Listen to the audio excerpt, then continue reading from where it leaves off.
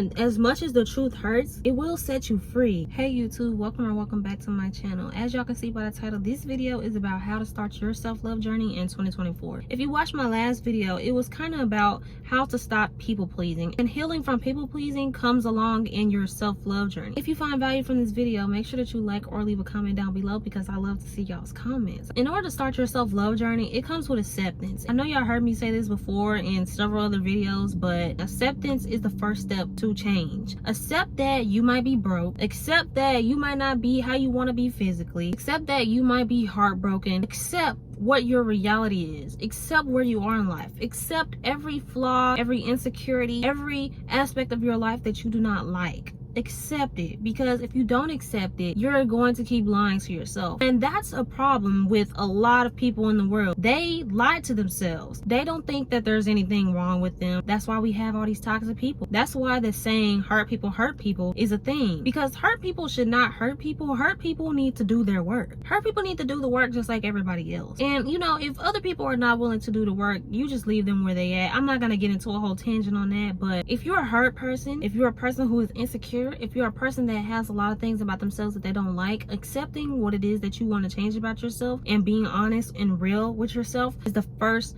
thing to starting your self-love journey. When I started my self-love journey, it was right after a breakup, and as hard as it was to see that I had flaws, because one thing about it, when you are operating from your ego, it's hard for you to think and see that you have flaws. You have things about yourself that need to change, or you are not always the best version of yourself. It's hard to see that. It's hard to go through that ego depth and to see yourself for who you really are. You might not be a terrible person, but there's just things that you might need to improve on, and that's okay. So when I was going through that dark time, I was hurt. I was anxiously attached real bad, basically codependent. I was a little passive aggressive. I wasn't being my most authentic self. My physical attractiveness was not up there, and it's just accepting those little things that was true about myself at the time. Not necessarily because, you know, I'm trying to be hard on myself or anything, but knowing what it is that I need to fix is the first thing to getting better. Next is you want to sit with yourself. You can do a journal prompt, a voice memo, whatever it works for you, but I really want you to ask yourself, why don't I love myself? Why?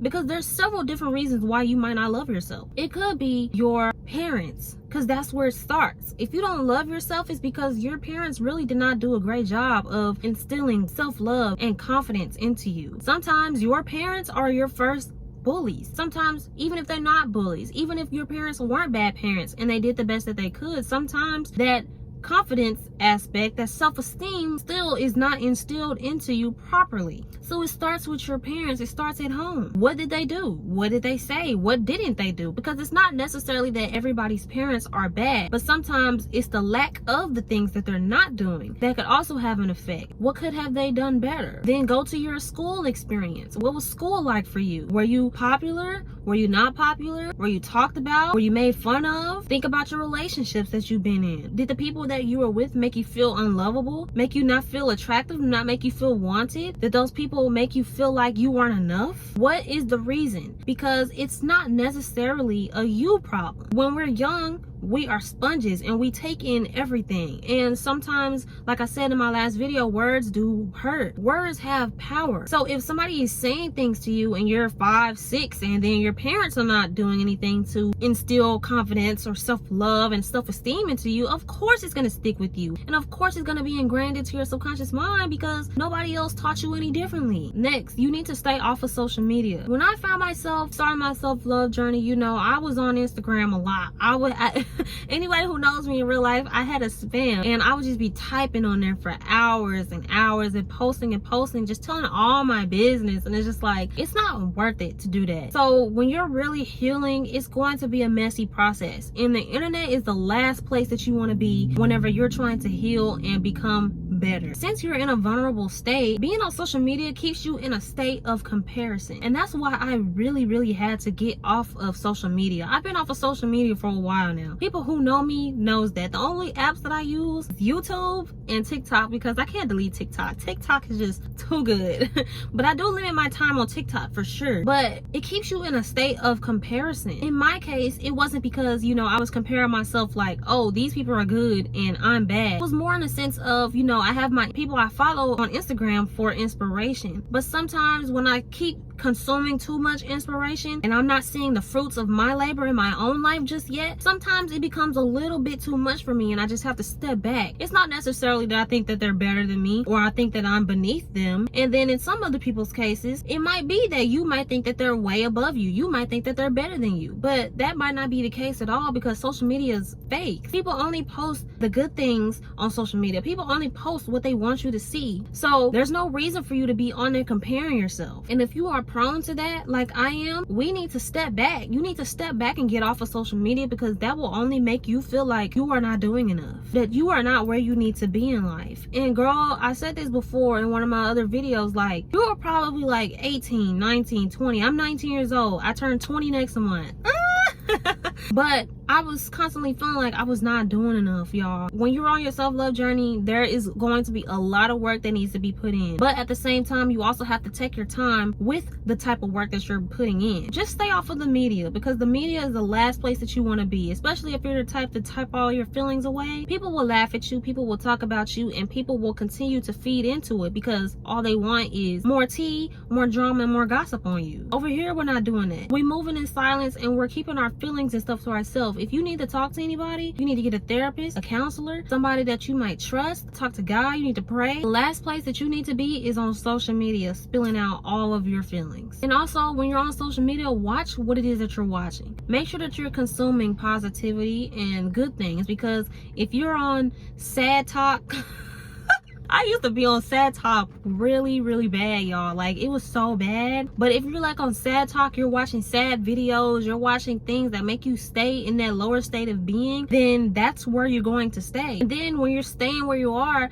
that's going to make you keep operating out of your ego, because you don't think there's anything wrong with you. And I might make a whole nother video on the ego, because when you operate out of your ego, that is a whole different monster. Because people who operate out of their ego, I don't even think they realize it. So you never want to be that person who is not self-aware. You never want to be that person who is stuck in the same spot for years to come. Next thing is, commit to being single for 1 year. Commit to being celibate for 1 year. No situationships, no relationships, no friends with benefits, nothing. You need to be single and by yourself so you can learn how to love yourself. I feel like when we are not healed, we don't attract the best people into our lives. And then when we attract these negative people into our lives, it will constantly remind us of the trauma that we have already been through. Because one thing about relationships, y'all, it really is a reflection of your upbringing. If you're the type of person you were brought up by narcissistic people, or you were brought up by people who didn't necessarily love themselves, it's going to reflect in your relationships, because you weren't taught any better. Your parents are your first teachers. For example, when you get out of a relationship, when you analyze the relationship and analyze what happened, that partner, it might remind you of somebody in your life. It might remind you of your mom. It might remind you of your dad. Whoever it might be, it might remind you of somebody, because that's an issue and a core wound at your core that you need to take care of. When we attract people like that, it's because we're not doing the work and we're not healing ourselves. When we attract negative people, it constantly reminds us why we need to be on our self-love journey in the first place. If you keep getting your heart broken, if you keep being intimate with people and getting all these soul ties with people that you don't need to have them with, then what makes you think that you're going to heal? And I say this respectfully. I'm not yelling at you or anything, but I just want you to understand, like, what makes you think that you're going to heal if you're jumping from relationship to relationship to relationship? That's an issue. That's telling you that you don't know how to be alone, and that you have probably an attachment issue, and that's a core wound that needs to be healed. Because if you don't heal that, you'll be stuck in that state of codependency. You won't feel like you can ever be happy. You don't ever feel like you can thrive on your own if all you continue to do is just be in relationships with other people. Other people cannot heal you. Other people cannot make you happy.